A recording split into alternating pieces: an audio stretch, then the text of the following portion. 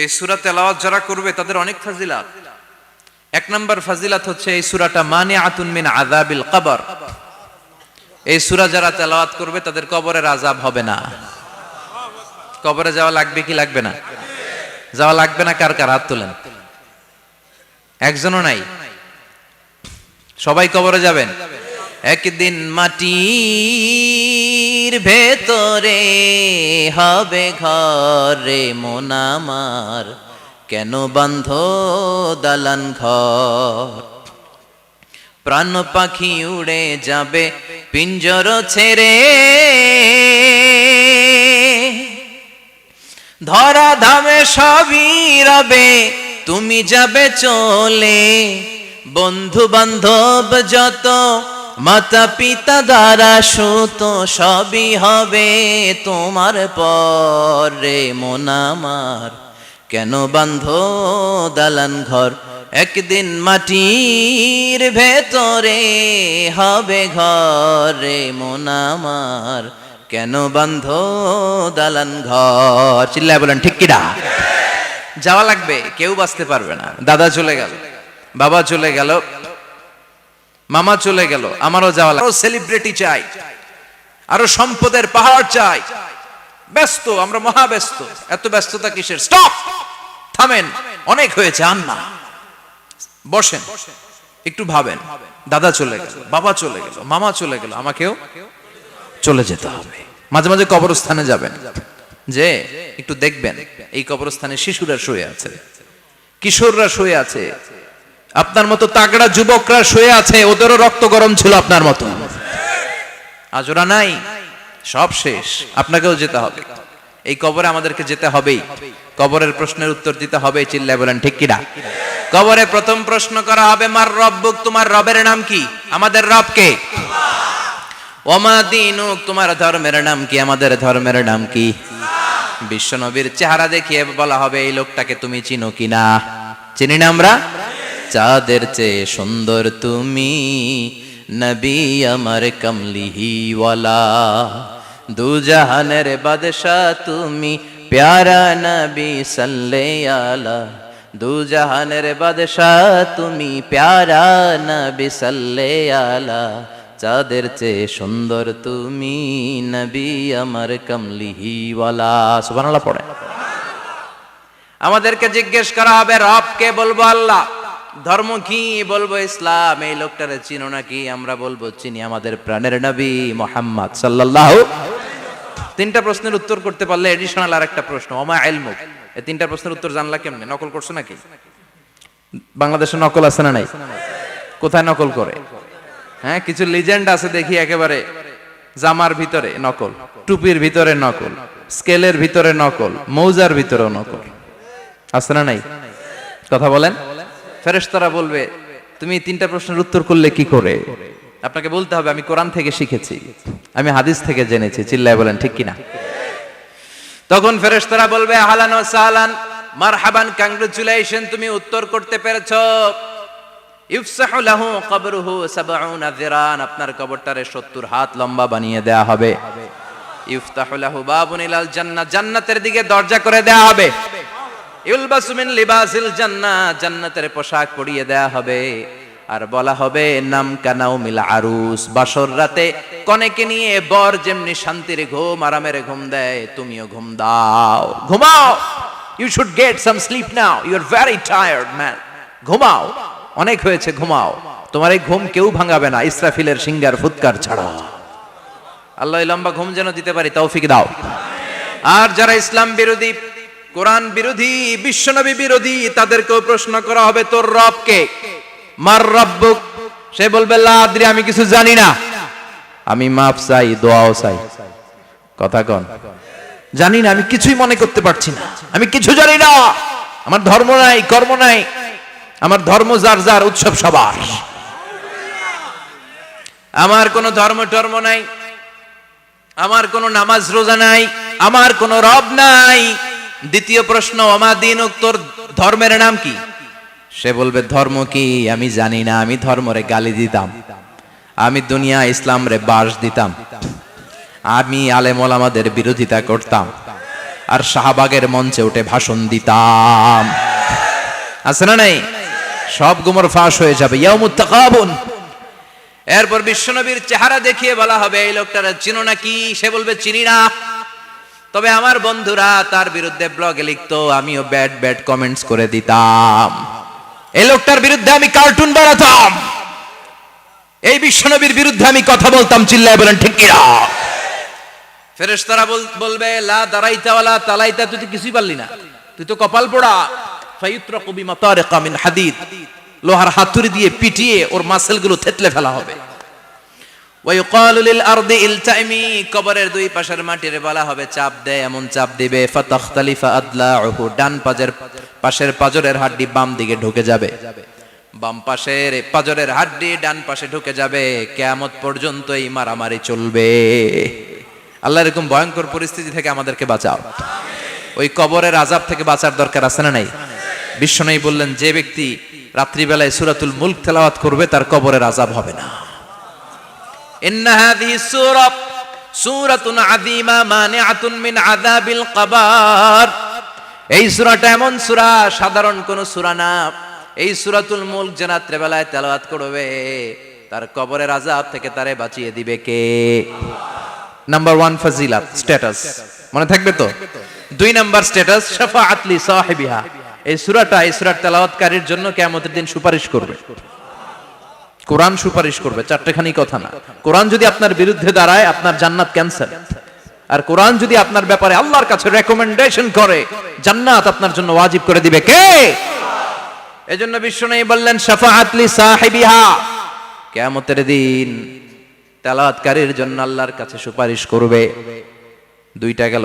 3 number বিশ্বনবী বললেন খাসামাত আন সাহিবিহা, এই সূরাটা কিয়ামতের দিন এই সূরার তেলাওয়াতকারীর পক্ষ নিয়ে আল্লাহর সাথে ঝগড়া করা শুরু করে দিবে। আল্লাহর সাথে ডিবেট করবে, ঝগড়া করবে, যতক্ষণ না হাত্তা আদখালাহুল্লাহুল জান্নাহ। হাদিসের টেক্সট হচ্ছে যে যতক্ষণ না আল্লাহ তাআলা তাকে জান্নাতে না ঢুকায় ততক্ষণ ওই সূরার তেলাওয়াতকারীর পক্ষ নিয়ে আল্লাহর সাথে বিতর্ক, ঝগড়া, তর্ক চলতেই থাকবে। সুবহানাল্লাহ। আরো আস্তে বলেন। আবার বিশ্বনবী বললেন মান ক্বারা বিহা ফি লাইলাতিন ফাকাদ আকসারা ওয়া আতওয়াবা, রাত্রিবেলা এই সূরাটা যে তেলাওয়াত করবে পুরো রাত্রিটারে বরকতময় করে দিবে কে? এজন্য বিশ্বনবী আবদার করে, আবেদন করে আমাদের কাছে বলে গিয়েছেন, আমি চাই আমার প্রতিটা উম্মতের হৃদয়ে এই সূরাটা গাঁথা থাক। আমি চাই আমার প্রতিটা উম্মতের সিনার ভিতরে এই সূরার 30টা আয়াত গ্রথিত করা থাক। সুবহানাল্লাহ পড়েন। মাত্র 30টা আয়াত মুখস্থ করতে রাজি আছেন? 1 মাসে কয়দিন? প্রতিদিন একটা করে আয়াত মুখস্থ করলে এই সূরা মুখস্থ করতে লাগবে কয়দিন? হ্যাঁ, হোমওয়ার্ক। এটা আপনাদের বাড়ির কাজ, যেহেতু ক্লাসে হোমওয়ার্ক দেওয়া যায় না। আরবিতে বলে আল ওয়াজিব আল মানজিলি। আমি গতানুগতিক তাফসীর করি না, আমি সমাজের খুঁতগুলো ধরে ধরে ডিসকাশনের মতো আমি করি। বিভিন্ন জেলায় যে ওখানকার ইয়াংদের সাথেও বসি, কথা বলি। এটাই আমার তাফসীর, এটাই কোরআনের এক্সপ্লেনেশন এন্ড ইন্টারপ্রিটেশন। এতেই মানুষ উপকৃত হয় বেশি। চিল্লা এখন ঠিক কিনা? তো এটা আপনাদের বাড়ির কাজ, মাইথার দিয়া বাসীদের বাড়ির কাজ। হায়াতে আল্লাহ বাঁচায় রাখলে আবার কখনো দেখা হলে জিজ্ঞেস করবো যে মুলক মুখস্থ হয়েছে কিনা। কে কে মুখস্থ করবেন না হাত তোলেন। সবাই করবেন। এবার কে কে মুখস্থ করবেন হাত তুলে আমার না আল্লাহর দেখান। আল্লাহ তুমি কবুল করো। আরো জোরে পড়েন আমিন। হাত নামান। এই সূরাটা it's an eye opener for you, এটা আপনার চোখ খুলে দিবে। এই সূরাটা আপনার চোখকে খুলে দিবে, আপনার ঘুমন্ত বিবেককে জাগিয়ে তুলবে। স্রষ্টার ব্যাপারে আপনার যদি কোনো সাসপিশন থাকে, সন্দেহ থাকে, এই সন্দেহের পাহাড়কে ভেঙে এই সূরা চুরমার করে দিবে। চিল্লায় বলেন সুবহানাল্লাহ। আল্লাহ ডেকে বলে গোলাম, কিছু কিছু নাস্তিক আছে আমারে খুঁজে পায় না, এরকম কপাল পোড়া নাদান নাস্তিক বাংলার জমিনেও আছে না নেই? এরা বলে আনসিন ইজ নাথিং, যেটা দেখা যায় না ওটা মানি না, বলে না? Do you see the air in the atmosphere? বাতাসে, বায়ুমণ্ডলে যে বাতাস ঘুরে বেড়ায় এটা কি তুমি দেখো? তো মানো কেন? Why do you believe on that? Why do you believe on air? বাতাস বিশ্বাস করস কেন? কপাল পোড়া নাস্তিকরা বাতাস মানে না, কথা কোন? Do you see the bad headache someone feel in his head and he's shouting? মাথার ব্যথায়, মাইগ্রেনের পেইনে যখন কেউ চিৎকার করে তার মাথার ব্যথা দেখা যায়? আমার এখন প্রচন্ড মাথা ব্যথা যদি হয়, আপনারা দেখতে পাচ্ছেন তো, নাস্তিকরা কি মাইগ্রেনের পেইন বিশ্বাস করে না? মাথা ব্যথা বিশ্বাস করে কি করে না? বাতাস বিশ্বাস করে কি করে না? কয় আনসিন ইজ নাথিং, যেটা দেখি না ওটা বিশ্বাস করি না, কপাল পোড়া। আল্লাহ ডেকে বলে, গোলাম আমার সৃষ্টির দিকে তাকা, আকাশের দিকে তাকা, বাতাসের দিকে তাকা, সাগরের দিকে তাকা। সাগরের মধ্যে আমি আল্লাহ আছি না নাই? বিশাল বড় বড় পাহাড়ের দিকে তাকা, ঝর্ণার দিকে তাকা, ঝর্ণার মধ্যে আমি আছি না নাই? ঝর্ণা ঝর্ণা ঝর্ণা রে, বলনা বলনা বলনা রে, কার বিরহে পাগল পাড়া তুই, কার মিলনে ফুল ফসলে ভরা রে তোর দুকুল বই, কার মিলনে ফুল ফসলে ভরা রে তোর দুকুল ভই। ঝর্ণা ঝর্ণা ঝর্ণা রে, বলনা বলনা বলনা রে, কার বিরহে পাগল পাড়া তুই। সুবহানাল্লাহ পড়েন। ঝর্ণার দিকে তাকাও, সাগরের দিকে নজর করে দেখো, বিশাল পাহাড়ের দিকে নজর করে তাকাও, ওই পাহাড়ের মধ্যে আল্লাহরে খুঁজে পাবা। চিল্লায় বলেন ঠিক কিনা? ইমাম আবু হানিফার হাতে হাত রেখে শাহাদা বাক্য পাঠ করেছে। সুবহানাল্লাহ পড়েন। ঝিনুকের ভেতর লুকিয়ে থাকে যেমন মতি, ঝিনুকের ভেতর লুকিয়ে থাকে যেমন মতি, কালমা শাহাদাতে আছে আল্লাহর জ্যোতি, কালমা শাহাদাতে আছে আল্লাহর জ্যোতি। সুবহানাল্লাহ পড়েন। এই জ্যোতি যার হৃদয়ে একবার টাচ করে তার জন্য জান্নাতকে খুলে দেয় কে? এজন্য এই সূরা পড়লে নাস্তিকরা নাস্তিক থাকবে না। নাস্তিকদের জন্য এখানে আল্লাহ মেডিসিন দিয়েছেন, কিছু ডোজ দিয়েছেন। আলহামদুলিল্লাহ পড়েন। এই সূরা থেকে আমরা কিছু সময় কথা শুনবো, শুনতে রাজি আছেন তো? সূরার নাম চিল্লায় বলেন কি নাম? মুলক। মুলক মানে কি? মুলক মানে রাজত্ব, মুলক মানে ক্ষমতা, মুলক মানে পাওয়ার, মুলক মানে কিংডম, মুলক মানে সভরেইনটি। সুবহানাল্লাহ পড়েন। রব্বুল আলামিন বলেন, তাবারাকাল্লাযী বিয়াদিহিল মুলকু ওয়া হুয়া আলা কুল্লি শাইইন কাদির। সুমহান সেই সত্তা যার হাতে ক্ষমতা আর তিনি সব বিষয়ে ক্ষমতাশীল। সুবহানাল্লাহ। তাবারাকাল্লাযী বিয়াদিহিল মুলক, মহামহিম সে সত্তা, সুমহান সে সত্তা, বিয়াদিহিল মুলকু, যার হাতে ক্ষমতা। ক্ষমতা কার হাতে? চিৎকার করে বলতে হবে, কার হাতে? নাকি আমাদের হাতে? না সরকারের হাতে, পুলিশের হাতে, র্যাবের হাতে, মাশরাফির হাতে, হিরো আলমের হাতে? ক্ষমতা কার হাতে? ক্ষমতা শুধুমাত্র একজনের হাতে। চিল্লায় বলেন তিনি কে? আল্লাহর হাতে ক্ষমতা, আর তিনি হচ্ছেন সকল ক্ষমতার উৎস, centre of the all powers. সব ক্ষমতার উৎস কে? নাকি জনগণ? আমরা কিন্তু এটাই শিখি, এদেশে আমাদেরকে রাষ্ট্রীয় ভাবে শিখানো হয়, এটা রাষ্ট্রীয় কুফরি। সকল ক্ষমতার উৎস জনগণ নয়, সকল ক্ষমতার উৎস কে? উনি ক্ষমতার উৎস, তিনি ক্ষমতাশীল, মহা ক্ষমতাধর, তার ক্ষমতার সাথে কারো তুলনা হয় না। আমাদের কি ক্ষমতা আছে? কথা বলেন। বল্লা পোকার কামড় খাইছেন? হ্যাঁ, মৌমাছি কামড়াইছে? মৌমাছি কামড়াইলে চিল্লাচিল্লি শুরু করে, তো কি ক্ষমতা আছে আপনার? বল্লা কামড় মেয়েরা দেয় দৌড়, ওটা ধরে যে মার মইটাও পারি না। কুত্তায় কামড়াইলে আমরা কুত্তারে কামড়াইতেও পারি না। কথা বলেন। আমরা নাকি ক্ষমতার মালিক। পিছন থেকে কেউ যদি বলে হুজুর সাপ, মজা করে বলছি এতই ভয় পাইছি, আসলে যদি ফাঁস করে আসতো সব দৌড়। স্লোগান দেওয়ার বেলায় লিল্লাহে তাকবীর, আল্লাহু আকবার, আমার ভাই তোমার ভাই, কাপায় ফেলামো নামায় ফেলামো। কথা বলেন। আর যদি পেছন থেকে কেউ আওয়াজ করে বলে সাপ, দৌড়। আপনারা কি দৌড় দিবেন? আমরা এদিক দিয়ে দৌড় দিব। কথা কন। চাচা আপন প্রাণ, জীবন বাঁচানোর জন্য ভয়ে পাগল। সাপ লাগবে না, ভাওয়া ব্যাং চিনেন? মাইথার দিয়ে নাই বোধহয়, আছে আছে। কি করে? খালি লাফায়। 10টা ভাওয়া ব্যাং যদি ছেড়ে দেওয়া হয় স্টেজে 2টা, আর বাকি 8টা এদিকে, ভাওয়া ব্যাং আর কি লাভ দিবে? এরসে লাফালাফি শুরু করবো আমরা। কথা বলেন। আর আমরা দাবি করি আমরা ক্ষমতার উৎস। কোনো ক্ষমতা নাই। একবার ডায়রিয়া হলে 3বার টয়লেটে গেলে আর চেহারার দিকে তাকানো যায় না। কারে মাফ করে দে, আই মরে যাইও, আই হাইতান ন, আছে না নাই? তো পারবেন না কেন? আপনি না ক্ষমতার উৎস, আপনি না ক্ষমতার উৎস। আরে আপনার তো কোনোই ক্ষমতা নাই। খলিকাল ইনসানু দাঈফা, মানুষকে দুর্বল থেকে দুর্বল করে তৈরি করেছে কে? এজন্য রাব্বুল আলামিন বলেন তাবারাকাল্লাযী বিয়াদিহিল মুলকু ওয়া হুয়া আলা কুল্লি শাইইন কাদির। সুমহান সেই সত্তা যার হাতে ক্ষমতা। চিল্লায় বলেন ক্ষমতা কার হাতে? আমাদের হাতে কোনো ক্ষমতা নাই। আমরা হলাম দুর্বল। আমরা কি দুর্বলের ঘরের দুর্বল। আমরা যখন জন্মেছিলাম দুর্বল। আমার ছোট্ট একটা মেয়ে আছে, আমি অবাক হয়ে থাকি যে আমিও তাইলে ছোটবেলায় এরকম ছিলাম, না খাওয়ালে খেতে পারে না, পেশাব পায়খানা করে, ঘর নষ্ট করে, বমি করে, দাঁড়াতে পারে না, শুইতে পারে না, লালা পড়তে থাকে, ক্লিন করতে হয়, সব সময় তাকে আল্লাহর আদেশে দেহে ঢুকে, আল্লাহর আদেশে বের হয়ে যায়, ঠিক কি না? এই যে ছোট্ট বাচ্চাটার দেহের ভিতরে যে রুহু ঢুকলো, কে দিল? 120 দিনের আগে মানব শিশুর দেহের ভিতরে কিন্তু রুহের ফুৎকার হয় না। সহিহ বুখারীর বর্ণনা 40 40 40 340 কত কথা বলেন? প্রথম 40 থাকে নুতফা, তারপরের 40 হয় আলাকা, তারপরের 40 হয় মুদগা, sperm drop, blood clot and then the little flesh. ছোট্ট নাপাক পানি ছিলাম, শুক্রাণু ছিলাম আমরা। কি ছিলাম? শুক্রও ছিলাম না, শুক্রাণু, শুক্রের অণু। এক ফোঁটা শুক্রের মধ্যে 20 কোটি অণু থাকে। ওই 20 কোটির একটা ছিলাম আমি আর আপনি। সুবহানাল্লাহ বাড়িতে গিয়ে বললেন।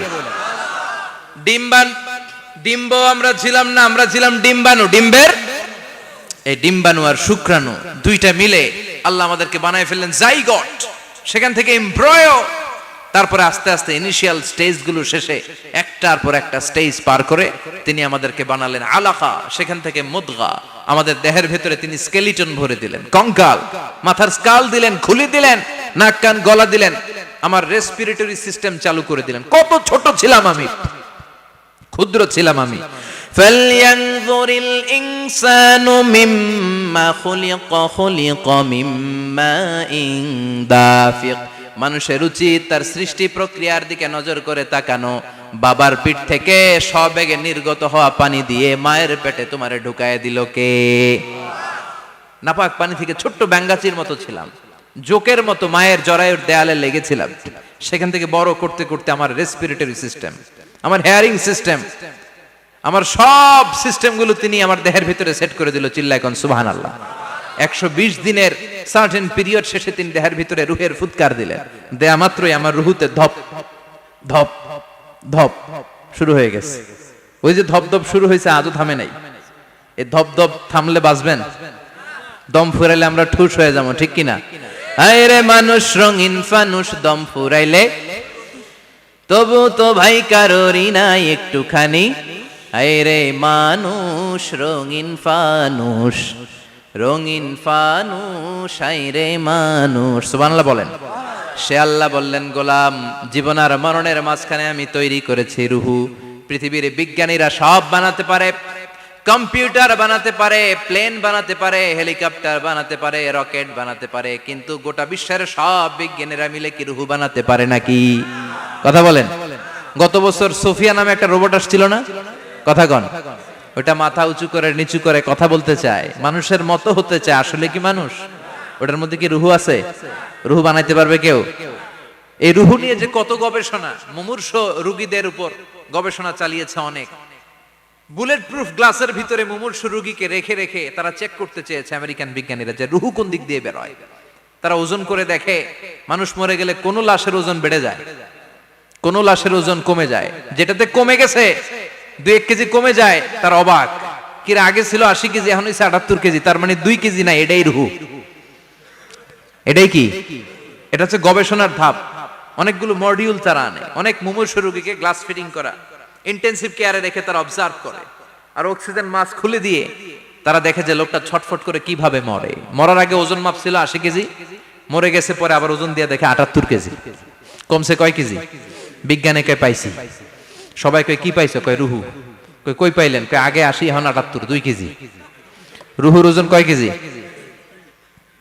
তো বিজ্ঞানীদের সিস্টেম হচ্ছে যে কোনো একটা বিষয়ের উপর গবেষণা চালালে তারা পূর্ণাঙ্গ ডিসিশনে পৌঁছতে পারে না। They couldn't jump to the final conclusion just on one module, based on one module. They cannot do it. তাদের অনেকগুলো মডিউল আনতে হয়। তারা আবার নমুনা আনলো আরেকটা। মুমূর্ষ রোগী, অক্সিজেন চেম্বার লাগানো, মাস্ক লাগানো, এটা খুলে ফেললে মরে যাবে। বুলেট প্রুফ করা গ্লাসের ভিতরে ঢুকিয়ে এটার ওজন মাপ, এটার ওজন 60 কেজি। এবার মাছ খোল, মাছ খুলছে ছটফট ছটফট করে, এটা শেষ। এবার মাপ দেখ, এবার মাইপা দেখা গেছে 63 কেজি। কয় কেজি বাড়ছে? এক একটার এক এক সিস্টেম হইতেছে, কোনোটা কমে, কোনোটা বাড়ে, কোনোটা কিচ্ছু হয় না। সবাই কয় তাইলে আপনি রুহু পাইলেন কই? আগেরটা কম ছিল, মনে করছিলেন 2 কেজি কমছে, ওইটাই রুহু, এখন 3 কেজি বাইরে গেছে, মিলাইবেন কি দিয়া? কথা কন।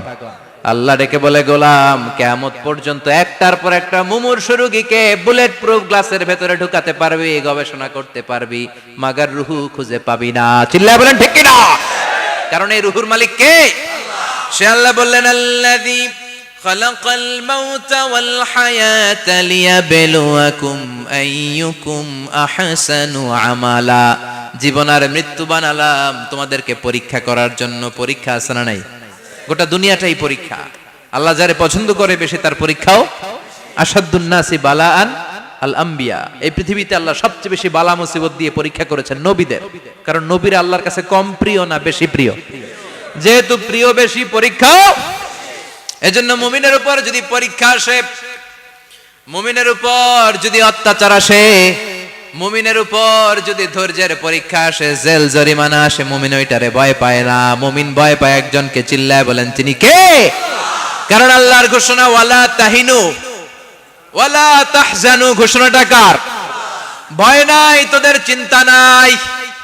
আনতুমুল আ'লাউনা ইন কুনতুম মুমিনিন। তোমরাই বিজয়ী হবা যদি মুমিন হও, যদি মুমিন হও। এজন্য ধৈর্যের পরীক্ষা দিতে হবে, আল্লাহর উপর তাওয়াক্কুল করতে হবে, অত্যাচার আর জুলুম আল্লাহর নামে সহ্য করে যেতে হবে। চিল্লায় বলেন ঠিক কিনা? কারণ মুসলিমের সাথে আল্লাহ থাকে। মুসলিমের বদদুয়াকে বিশ্বনবী ভয় করতে বলেছেন। কারণ মুসলিমের বদদুয়ার মাঝে আর আল্লাহর মাঝে পর্দা থাকে। যারা দুনিয়ার বুকে জুলুম করে তাদেরকে ক্ষমতার মসনদ থেকে নামিয়ে দেয় কে? আর যারা মজলুম হয়, যাদের রক্ত দিয়ে জমিন ভেজে, তাদেরকে জমিনের ক্ষমতা দিয়ে দেয় কে? আর যারা রক্ত ঝরায়, ইতিহাস বলে তারা শেষ পর্যন্ত প্রাণ আর জান নিয়ে পালাবার জায়গাটা পায় না। চিল্লায় বলেন ঠিক কিনা? এজন্য মুমিন খুব ভালো করে জানে, রাত্রি যত গভীর হয়, সুবহে সাদিকের সময় কাছে আসতে থাকে। গর্ভবতী নারীর পেটের জ্বালা যন্ত্রণা, ব্যথার পেইন যত বাড়ে, নতুন মেহমান আগমনের সময় কাছে আসতে থাকে। তেমনি ইসলামের পক্ষের শক্তির উপর যদি অত্যাচার, অনাচার, স্টিম রোলার বেড়ে যায়, এটা প্রমাণ করে ইসলামের বিজয়ের সময় কাছে আসতে শুরু করেছে। চিল্লায় বলো ঠিক কিনা? এজন্য রাব্বুল আলামিন ডেকে বলেন, গোলাম লিয়াবলুয়াকুম আইয়ুকুম আহসানু আমালা। কে ভালো আমল করো, কে খারাপ আমল করো, এজন্য আমি জীবন মরণ তৈরি করেছি। চিল্লায় কোন ঠিক কিনা? এরপর আল্লাহ বললেন, ওয়ালাকাদ যায়্যানাস সামাআদ দুনিয়া বিমাসাবিহা ওয়া জাআলনাহা রুজুমান লিশ-শায়াতিন। সুবহানাল্লাহ বলেন। ওয়ালাকাদ যায়্যানাস সামাআদ দুনিয়া। মাইকম্যান কোথায়? সাউন্ডটা বাড়াও। এত দুর্বল কেন তোমার সাউন্ড? মনে হচ্ছে আমি মাইক ছাড়া কথা বলছি। সাউন্ডটাকে স্ট্রং করো। ওয়ালাকাদ যায়্যানাস সামাআদ দুনিয়া। I have beautified the closer sky with candles, with light and stars. আল্লাহ বললেন, আমি দুনিয়ার আকাশকে তারা দিয়ে সুশোভিত করেছি। আকাশে তারা আছে না নাই? এগুলো এমনি এমনি হয়েছে না? তৈরি করছে কে? বিশ্বাস হয়? কোনো সন্দেহ আছে? এখন তো লাইটিং ফাইটিং এর যুগে তারার যে কি সৌন্দর্য আমরা বুঝি না। আমরা যখন ছোটবেলা গ্রামে যেতাম, রাতের বেলা তারার মেলা, কি সুন্দর, একটার চেয়ে একটা সুন্দর। শুকতারা, ধ্রুব তারা, সপ্তর্ষি মণ্ডল, 7টা তারার একটা চেইন আছে, চিনেন এগুলো? কি সুন্দর তারা! এগুলো তৈরি করে রেখেছে কে? প্রথম আকাশের মহাশূন্যকে আল্লাহ এই তারকা দিয়ে বিউটিফাই করেছেন। It's a candle. আল্লাহ সাজিয়ে রেখেছেন। আমরা খালি চোখে যেটা দেখি, এটা কিন্তু আকাশ না, এটা প্রথম আকাশ নয়। প্রথম আকাশ যে কত দূরে আমেরিকার নাসার বিজ্ঞানীরাও জানে না। খালি চোখে আমরা যা দেখি, এটা প্রথম আকাশের মহাশূন্য। এর অনেক অনেক অনেক উপরে প্রথম আকাশ। এরপরে দ্বিতীয় আকাশের মহাশূন্যের স্তর শুরু, এরপরে দ্বিতীয় আকাশ, তারপরে তৃতীয় আকাশের মহাশূন্যের স্তর শুরু, তারপরে তৃতীয় আকাশ। একটার চেয়ে আরেকটা বড়। প্রথম আকাশের চেয়ে দ্বিতীয় আকাশ কত বড় বলি? আপনার হাতের আংটিটা যদি সাহারা মরুভূমিতে আপনি ছুঁড়ে ফেলে দেন, পুরো মরুভূমির তুলনায় আংটি যত ছোট, আল্লাহর দ্বিতীয় আসমানের তুলনায় আল্লাহর প্রথম আসমানটা ঠিক তত ছোট। একটার চেয়ে একটা বড়, একটার চেয়ে একটা বড়। সূর্য দেখে আমরা অবাক হয়ে যাই, 9,30,00,000 মাইল দূরে। এই পৃথিবীর চেয়ে 13 লক্ষ গুণ বড়। এটার সানশাইন, আলো আসতে পৃথিবীতে 8 মিনিট 18 সেকেন্ড লেগে যায়। আমরা মনে করছি সূর্যই বড়। আমরা বসে আছি মাইথার দিয়াতে, তাই না? এই জায়গাটার নাম কি? মাইথার দিয়া। কি খালি এতটুকু প্যান্ডেলের সমান? কত বড় মাইথার দিয়া! এই পুরো মাইথার দিয়া কোন থানায় পড়ছে? দাউদকান্দি। দাউদকান্দি হচ্ছে কুমিল্লার 16টা থানার একটা, ঠিক কিনা? 16 থানা মিলে কুমিল্লার একটা জেলা। এরকম কয়টা জেলা আছে? 64 জেলা। এই 64 জেলা মিলে আমাদের সুজলা সুফলা শস্য শ্যামলা ডিজিটাল বাংলাদেশ। কথা কন। আর বাংলাদেশ হচ্ছে পৃথিবীর সবচাইতে বড় দেশ। হ্যাঁ, 64 জেলা, এরপরে ছোট। যাদের অ্যাটলাস ম্যাপ নিয়ে যাদের ধারণা আছে তারা দেখবেন বাংলাদেশ এই শব্দটা লেখার জায়গাও আমরা পাই না। মানচিত্রে বাংলাদেশ শব্দটা লেখার জায়গা পায় না। বিআরএ উঠে যায় ইন্ডিয়ার উপর, আর ডিএসএইচ উঠে যায় আবার ইন্ডিয়ার উপর। মাঝখানের দুইটা অক্ষর বাংলাদেশের উপরে পড়ে। চিল্লায় বলেন ঠিক কিনা? কত ছোট দেশ। পাশের ইন্ডিয়া 20-25 গুণ বড়। ইউরোপ আমেরিকার অনেক দেশ আছে, আমেরিকায় বাংলাদেশের চেয়ে শতগুণ বড়। কানাডা কয়েকশো গুণ বড়। রাশিয়া কয়েকশো গুণ বড়। এরকম প্রায় 200 দেশ নিয়ে পৃথিবীর স্থলভাগ, আর 70% হচ্ছে শুধু পানি। এই সব মিলে আমাদের এই পৃথিবী। আর এত বড় পৃথিবীর চেয়েও নাকি সূর্য 13 লক্ষ গুণ বড়। তার মানে সূর্যই বড় না, সূর্যের চেয়ে অনেক বড় তারা আছে। সূর্যের পরে পৃথিবীর সবচেয়ে কাছের যে তারা বা স্টার, ওটার নাম হচ্ছে প্রক্সিমা সেন্ট্রাই। নাম কি? প্রক্সিমা সেন্ট্রাই। এরপরে আলফা সেন্ট্রাই এ, আলফা সেন্ট্রাই বি, ইটা ক্যারিনা, বেটেলজিউস, এরকম একটার পর একটা তারা। যেই সূর্য পৃথিবীর চেয়ে 13 লক্ষ গুণ বড়, বেটেলজিউস নামে একটা তারা আছে, ওটা সূর্যের চেয়ে 33 কোটি গুণ বড়। তার মানে কি বেটেলজিউসই সবচেয়ে বড় না? ছোট্ট একটা তারা। এই বেটেলজিউসটা খেয়ে ফেলাইতে পারে এরকম 1000 কোটি গুণ বড় সাইজের তারা আছে না নাই? এরকম কয়েক বিলিয়ন তারা নিয়ে আমাদের গ্যালাক্সি গঠিত। আমাদের গ্যালাক্সি, এটার নাম মিল্কি ওয়ে। এটার নাম কি? আমাদের গ্যালাক্সি। এই গ্যালাক্সিতে আমাদের অবস্থান। এরকম কত হাজার কোটি গ্যালাক্সি আছে আমেরিকার নাসার বিজ্ঞানীরাও জানে না।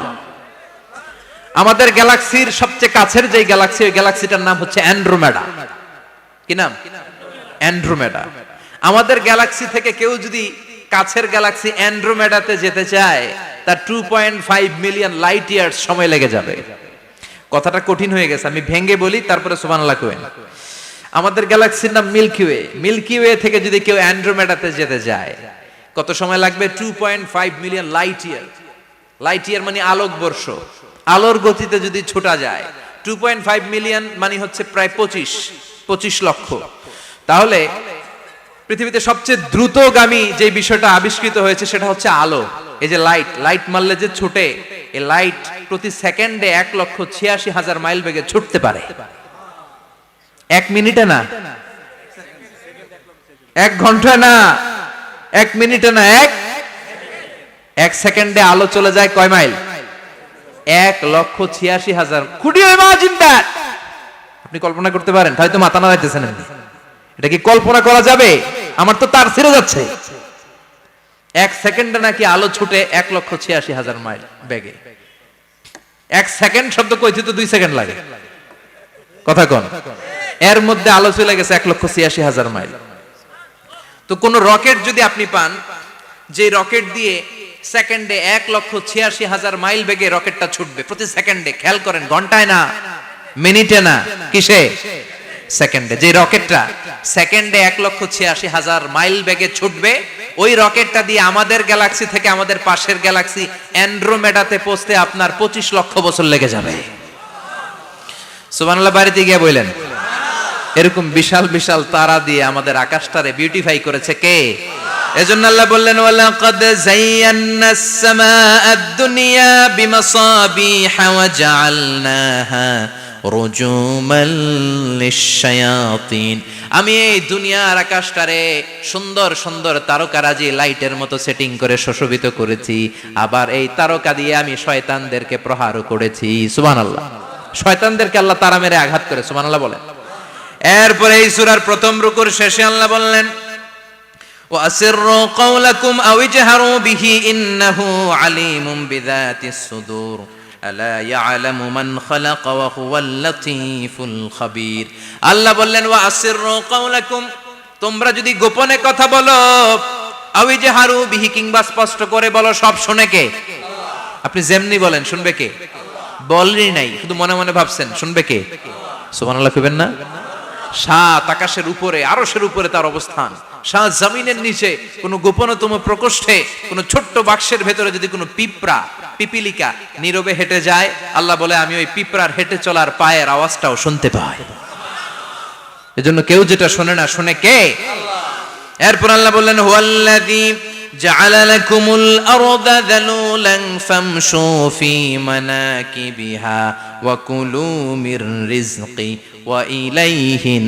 নুশুর সুবহানাল্লাহ বলেন আল্লাহ ডেকে বললেন গোলাম তোমাদের জন্য জমিনটারে আমি বিছানা বানিয়েছি আল্লাযী জাআলা লাকুমুল আরদা ফিরাশা জমিনটারে বিছানা বানিয়েছে কে এই বিছানার মতো সমতল জমিন দিয়ে তোমরা হেঁটে বেড়াও চলে বেড়াও হেলে দুলে পড়ার সুযোগ নাই ঠিক কি না এই যে মাইথার দিয়ার আজকের যে ময়দান এটা যদি বিছানার মতো সমান না হয়তো বসতে পারতেন কথা কোন এই ময়দানের প্যান্ডেলের এদিক দিয়ে উঁচা এদিক দিয়ে গর্ত এদিক দিয়ে নিচা এদিক দিয়ে খাড়া কেমন হইতো কথা কোন কেউ আমারে দেখতো কেউ দেখতো না কেউ দাঁড়াইয়া কেউ বইসা আছে না নাই কিন্তু জমিনটারে সমতল বানালো কে আপনি যদি বিমান থেকে যদি আপনি দেখেন বিমানের গ্লাস দিয়ে জানলা দিয়ে যদি আপনি নিচের দিকে তাকান আপনি দেখবেন মনে হবে পুরো জমিনটাকে আল্লাহ সবুজ কার্পেট দিয়ে কার্পেটিং করে রেখেছে এই সৌন্দর্য দিয়েছে কে আবার রব্বুল আলামিন বলেন জমিনটারে সমান দেখে কার্পেটিং দেখে মনে করো না তোমরা বেঁচে গিয়েছো আমার দেয়া বিধান আমার জমিনে যদি কায়েম করতে না পারো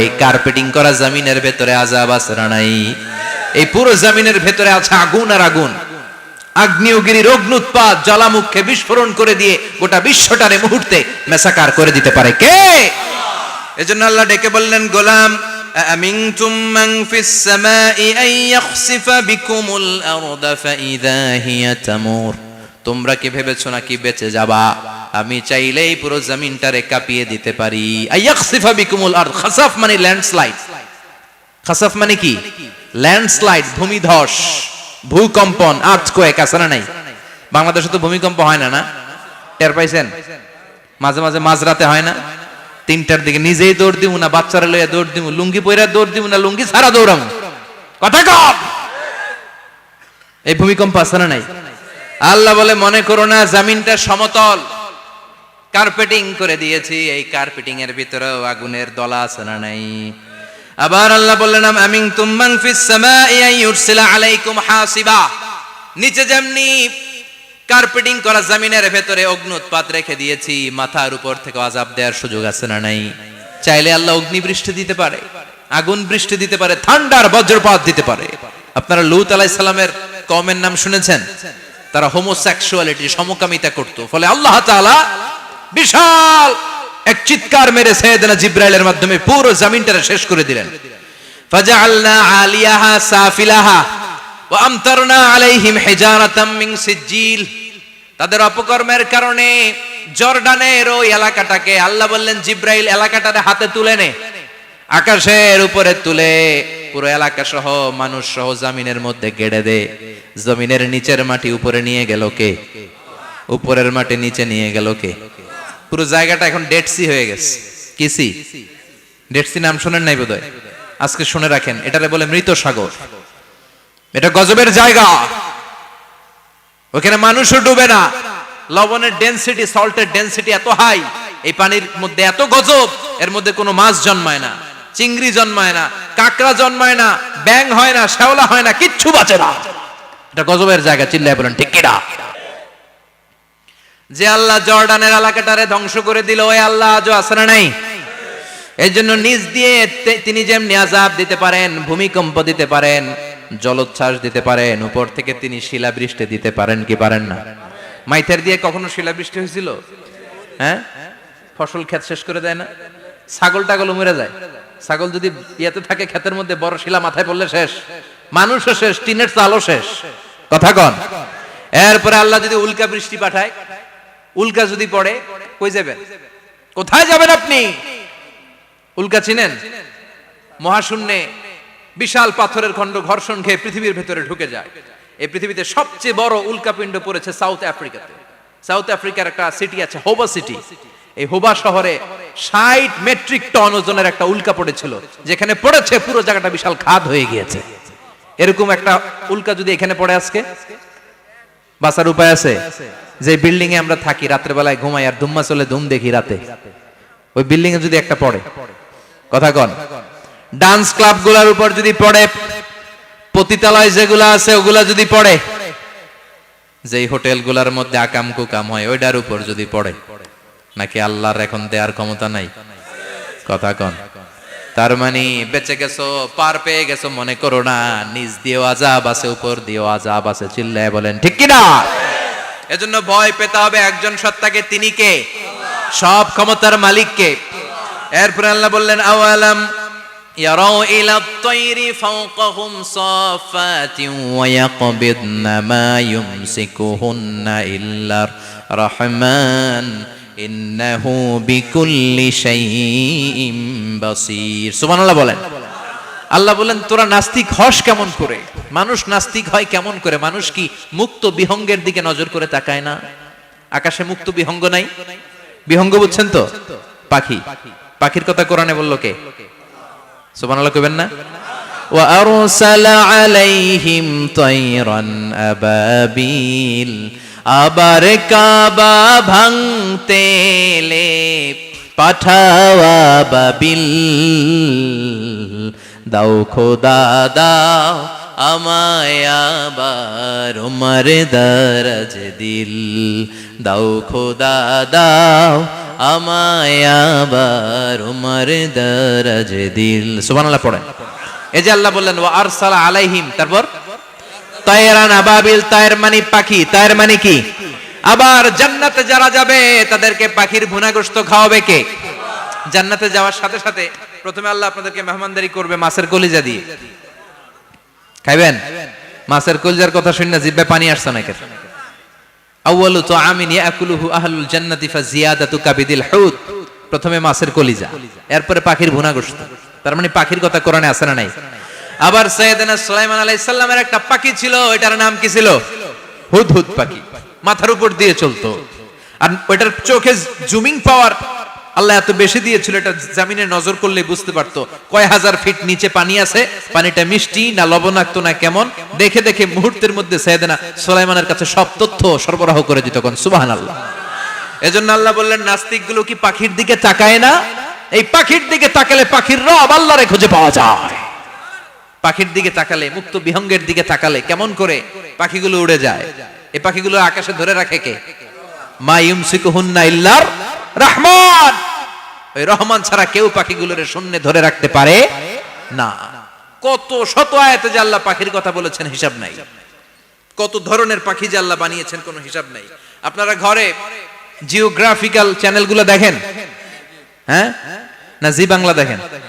স্টার জলসা, কিরণমালা, কি দেখেন?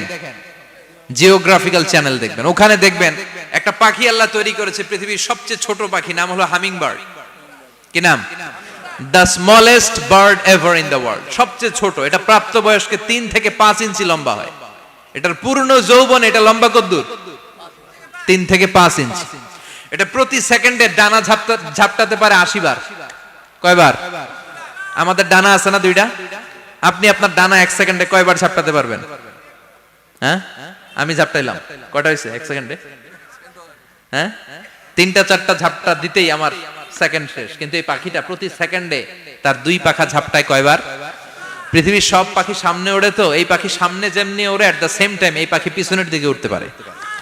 সুবহানাল্লাহ। বাড়িতে যাই বললেন।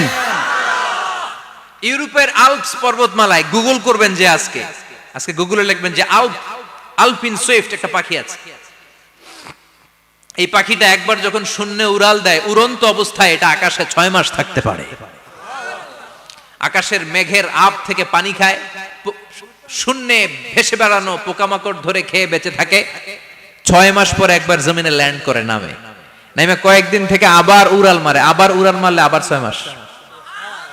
আলপিন সুইফট। আরেকটা পাখি আছে, অদ্ভুত পাখি, নাম হোমা বার্ড। এই হোমা বার্ড উড়ন্ত অবস্থায় ডিম পেড়ে দেয়, আর ওই ডিমটা জমিনে পড়ার আগেই মাঝখানে ডিম ফেটে বাচ্চা বেরোয়, বাচ্চা উঠতে শুরু করে দেয়। এই পাখিগুলোর কথা কোরআনে আছে না নাই? এজন্য আল্লাহ বললেন আওয়ালাম ইয়ারাউ ইলাত তাইরি ফাওকাহুম সাফাতিন ওয়া ইয়াকবিদনা মা ইউমসিকুহুন্না ইল্লার রাহমান ইন্নাহু বিকুল্লি শাইইন বাসীর। আল্লাহ বললেন নাস্তিকগুলো কি পাখির দিকে নজর করে তাকায় না? পাখির দিকে নজর করে যদি তাকায় তখন পাখির রব আল্লাহরে খুঁজে পাবে। চিল্লায় বলেন ঠিক কিনা? পাখিকে আরবিতে বললে তয়ের। সবাই বলেন পাখির আরবি কি? বিমানের আরবিও তয়ের। পাখি আরবি যা, বিমান আরবিও। এই পাখি নিয়ে গবেষণা করে বিমান বানাইছে। সুবহানাল্লাহ কইবেন না? আমরা বানাই নাই, আমরা তো খোঁচাখুচিতে ব্যস্ত, আমরা আছি ফতুয়া নিয়ে ব্যস্ত। তুই 20 কারণে কাফের, তোর চাচা 90 কারণে কাফের। তোর চাচা মরলে যেই জায়গায় কবর দেয়া হবে ওই কবরের মাটির উপরে যে ঘাস উঠবে, ওই ঘাস যে গরু খাবে, ওই গরুর দুধ যে খাবে ও কাফের। আছে না নাই? খালি কাফের ফতুয়া দেয় ব্যস্ত। আমরা ফতুয়া নিয়ে রইলাম আর ওরা সব আবিষ্কার করে ফেললো। উইলবার রাইট আর অরভিল রাইট, এই দুই ভাই 1903 সালে এই বিমান আবিষ্কার করেছে এই আয়াতের উপর গবেষণা করে। আওয়ালাম ইয়ারাউ ইলাত তাইর, ওরা কি পাখি নিয়ে ভাবে না? আমাদের তো ভাবার সময় নাই, আমরা আছি মদ নিয়ে আর নারী নিয়ে আর জুয়াবাজি নিয়ে। চিল্লায় বলেন ঠিক কিনা? এমন অনেক মন্ত্রীদের হোটেল আছে যেখানে পতিতালয়ের আড্ডাখানা। চিল্লায় বলো ঠিক কিনা? মুসলমান রাজ মদ আর নারী নিয়ে ব্যস্ত, আর ইহুদি খ্রিস্টানরা আমাদের সব ঐতিহ্যকে ধারণ করেছে। উইলবার রাইট অরভিল রাইট গবেষণা শুরু করে দিল। পাহাড়ে শুয়ে শুয়ে দুই ভাই খালি পাখির ছবি আঁকে, কেমনে পাখিগুলো ডানা ঝাপটা মেরে ওঠে, কেমনে নামে। গবেষণা করতে করতে করতে প্লেন বানায় ফেললো 1903 সালে। আজ থেকে 100 বছর আগের স্টোরি শোনাচ্ছি আপনাদের। তখনকার বিমান এখনকার বিমানের মতো ছিল না। আপনি দেখবেন যে শুরুতে বিমান কেমন ছিল। শুরুতে ভাঙ্গাচুরা দুইটা পাখা নিয়ে একটু উড়ে আবার ধপাস করে পড়ে, কিন্তু আশা হারায় নাই, আবার উড়ে ধপাস করে পড়ে। আমেরিকাতে সুবিধা করতে পারেনি। ফ্রান্সের এক কিং তাদেরকে ডোনেট করেছে বিপুল অঙ্কের টাকা দিয়ে। তারা প্রথম ফ্রান্সের একটা শহর থেকে আরেকটা শহরে পৃথিবীর প্রথম প্যাসেঞ্জার প্লেন নিরাপদে ল্যান্ড করেছে। মানুষের উড়ার স্বপ্ন সফল হতে শুরু করলো। এখন বিভিন্ন ধরনের বিমান একটার পর একটা শুরু হয়েছে। এই পৃথিবীর সবচাইতে দ্রুতগামী যে বিমানটা আগে ছিল নাম ছিল কনকর্ড, যাত্রীবাহী বিমান। এটার পরে এখন একটা বাইরে হচ্ছে বোম সুপারসনিক। কি নাম? Bomb supersonic. এত স্পিডে চলে, এই মাত্র দেখলেন এদিকে, এরপর দেখবেন নাই ওইদিকে। সুবহানাল্লাহ পড়ে। কি বিশাল বিশাল ডবল ডেকার গুলো নিয়ে শূন্যে উড়াল দেয়। A3 এয়ার বোয়িং A380 বর্তমান পৃথিবীতে সবচেয়ে বড় প্যাসেঞ্জার বিমান। কার্গো বিমান তো এগুলোর 7-8 ডবল বড় হয়। I'm talking about the passenger plane A380। 525 জন যাত্রী নিয়ে এটা শূন্যে উড়াল দেয়। 525 জন যাত্রী, কেবিন ক্রু, পাইলট, বিমানের ওজন, খাবার দাবারের ওজন, ফুয়েলের ওজন, 525 জনের লাগেজ টাগেজের ওজন, এই সব নিয়ে শূন্যে উড়াল দেয়। সুবহানাল্লাহ কইবেন না? এই বিমান আবিষ্কারের আগ পর্যন্ত গোটা বিশ্বব্যাপী সব দেশে দেশে ছিল সেনাবাহিনী আর নৌবাহিনী। বিমান আবিষ্কার হওয়ার সাথে সাথেই শুরু হয়ে গেল বিমান বাহিনী, এয়ার ফোর্স, মিলিটারি। এখন বোম সুপারসনিক বানায়, এখন ড্রোন হামলা করে, এখন মিসাইল হামলা করে, এখন স্যাটেলাইট পাঠায়। আমরাও পাঠাইছি। কি নাম? Bangabandhu satellite. We launching the Bangabandhu satellite channel last year. আমরা বঙ্গবন্ধু স্যাটেলাইটও পাঠাইছি উপরে। সবকিছু পাখির উপর গবেষণা করে হয়েছে। চিৎকার করে বলেন ঠিক কিনা? এজন্য আল্লাহ ডেকে বললেন, গোলাম ওরা কি পাখির দিকে তাকায় না? পাখির দিকে যদি নজর করে একটিবার তাকাতো, নাস্তিক আর নাস্তিক থাকতে পারতো না। এজন্য নাস্তিকদের জন্য সূরার ভেতরে ডোজ আছে, আই ওপেনার আছে। সর্বশেষ আল্লাহ একটা প্রশ্ন দিয়ে এই সূরাটা শেষ করলেন। প্রশ্নটা শুনবেন? শুনবেন সবাই? আল্লাহ বললেন, কুল আরাআইতুম ইন আসবাহা মাউকুম গাওরান ফামান ইয়াতিকুম বিমাইম মাইন। বলো দেখি সবে, শুকাইয়া যদি যায় এই পৃথিবীর পানি, তাহলে হেথায় তটনির ধারা কে দিবে সবারে আনি? কে দিবে আনি? একদিন সকালবেলা ঘুম থেকে উঠছেন, টয়লেটে যাবেন, মুখ ধুবেন, স্কুলে যাবেন, অফিসে যাবেন, কাজে যাবেন, যায় দেখেন টিউবওয়েল চাপতেছেন, পানি নাই। ট্যাপ ছাড়লেন, পানি নাই। চোখের মধ্যে ময়লা, নাকে ময়লা। টয়লেটে যাবেন, পানি নাই। পুকুরে নাইমা দেখেন পানি নাই, বিশাল বিশাল মেশিন বসিয়ে মাটির নিচ থেকে ভূগর্ভস্থ পানি ওঠানোর চেষ্টা করলেন, একটা পানি নাই, এক ফোঁটা পানি গোটা বিশ্বে কোথাও নাই। কে দিব পানি আপনারে? পানি সম্পদ মন্ত্রী দিব, ডোনাল্ড ট্রাম্প দিব, শেখ হাসিনা দিবে? কেউ দিতে পারবে? এক ফোঁটা পানি বানানোর ক্ষমতা আমাদের নয়, ঠিক কিনা? পানির বৈজ্ঞানিক নাম হচ্ছে H2O। কি নাম? এই দেশে H2 নিয়ে কত কথা আছে না নাই? হাইড্রোজেনের দুইটা মলিকিউল, অক্সিজেনের একটা মলিকিউল। এই দুইটা গ্যাস, হাইড্রোজেন আর অক্সিজেন, দুই গ্যাস একসাথে মিলাইলে কি হয়? কথা বলেন। মিঠা নদীর পানি, সুবহানাল্লাহ পড়েন। আল্লাহ বললেন ঘুম থেকে উঠে যদি দেখো পৃথিবীর সব পানিগুলো একেবারে পৃথিবীর নিচে চলে গেছে, কোন মাধ্যম দিয়ে এক ফোঁটা পানির জোগাড় আর বন্দোবস্ত করা যায় না, কে তোদেরকে পানি এনে দিবে? কথা কন। আল্লাহ ছাড়া এক ফোঁটা পানি এনে দেওয়ার মতো ক্ষমতা কারো আছে নাকি? আবার পানি থেকে পৃথিবীর সব কিছুরে বানালো কে? ওয়াজআলনা মিনাল মাই কুল্লা শাইইন হাই আফালা ইউমিনুন। আল্লাহ বললেন পানি থেকে গোটা বিশ্বের সব আমি বানালাম, সব জীবিত জিনিস তৈরি হয়েছে পানি থেকে। এটা কোরআনের কথা, কার কথা? আর ১৫০০ বছর পর বিজ্ঞানীরা এখন বলছে পানি থেকেই সব প্রাণ এসেছে। সুবহানাল্লাহ পড়েন। বিজ্ঞানীদের রিসার্চে এসেছে পৃথিবীর সর্বপ্রথম যে প্রাণীটার উৎপত্তি, এটার নাম নাকি অ্যামিবা। কি নাম? It's a very small unicellular organism in the world. এককোষী শৈবাল অ্যামিবা এসেছে পানি থেকে, ওদের কথা। তারপরে এসেছে জুপ্লাঙ্কটন, ফাইটোপ্লাঙ্কটন, ব্যাকটেরিয়া প্লাঙ্কটন, একটার পর একটা ডেভেলপ করেছে, সব এসেছে পানি থেকে। পানি নাই তো কিচ্ছু নাই। পানি হচ্ছে প্রাণের ব্লুপ্রিন্ট। চিল্লায় বলেন ঠিক কিনা? পানির মধ্যে সব প্রাণের অস্তিত্ব রেখে দিয়েছে কে? আবার ফলের মধ্যে আল্লাহ পানি দিয়ে বললেন আন্না সাবাবনাল মাআ সাব্বা। যেখানে যতটুকু পানির দরকার, রসের দরকার, সব রস দিল কে? ক্ষীরার ভিতরে পানি আছে না নাই? কলার ভিতরে, আপেলের ভিতরে, তরমুজ, তরমুজ তো পুরাই পানি। কথা কন। ডাবের ভিতরে কে দিল? নাকি আমনে বানাইছেন? কেউ বানাতে পারে? এই পানিগুলো দিল কে?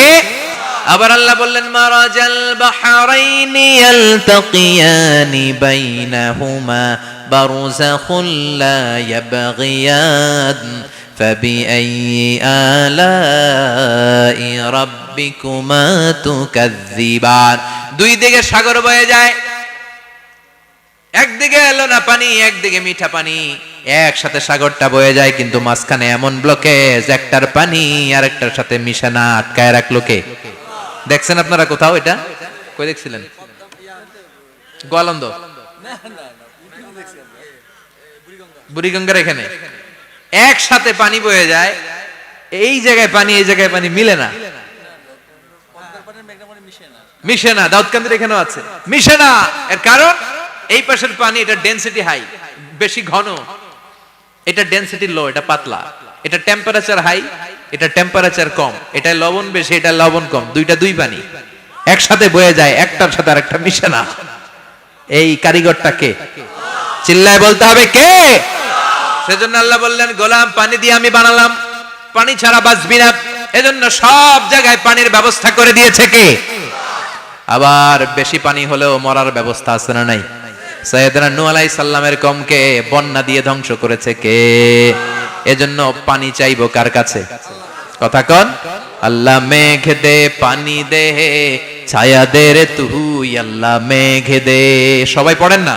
আল্লাহ মেঘ দে পানি দে ছায়া দে রে তুই, আল্লাহ মেঘ দে। দেয়ার মালিক একজন, তিনি কে? চাইতে হবে কার কাছে? সব ক্ষমতার মালিক কে? নাকি আমরা? আমরা ক্ষমতার মালিক। আর জীবনে কোনোদিন বলবেন মানুষ সকল ক্ষমতার উৎস, এই কথা কোনোদিন বলা যাবে? সকল ক্ষমতার একচ্ছত্র নিরঙ্কুশ মালিকানা একজনের, চিৎকার করে বলতে হবে তিনি কে? বিপদে আপদে সবসময় আমরা তার কাছে চাইবো, তার কাছে ফিরবো। আল্লাহ আমাদের সবাইকে কথাগুলো বুঝে আরো আমল করার তৌফিক দান করুন। আরো জোরে পড়েন আমিন। দোয়া করে দিব। যতগুলো কথা বললাম কোরআন সুন্নাহর আলোকে বলেছি, বানিয়ে কিছু বলি নাই। তারপরেও আমার মনের অজান্তে কোনো মিস ইনফরমেশন যদি আমার মুখ ফসকে বেরিয়ে যায়, সেগুলো যেন আল্লাহ তাআলা আপনাদের স্মৃতিপট থেকে মুছে দেয়। পড়েন আমিন। সত্য সুন্দর হকের পক্ষে যা বললাম তার সব যেন আল্লাহ আমাদের সবাইকে আমলের তৌফিক দান করে। আমরা পড়ি আমিন, আল্লাহুম্মা আমিন। ইয়া রাব্বি লাকাল হামদু কামা ইয়ানবাগি লিজালালি ওয়াজহিকা ওয়া আযীমি সুলতানিক, লাকাল হামদু বিল ঈমান, লাকাল হামদু বিল ইসলাম, লাকাল হামদু বিল কুরআন।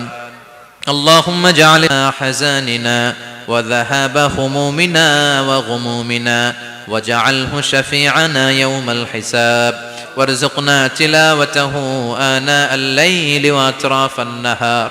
ربنا ظلمنا أنفسنا وإن لم تغفر لنا وترحمنا لنكونن من الخاسرين.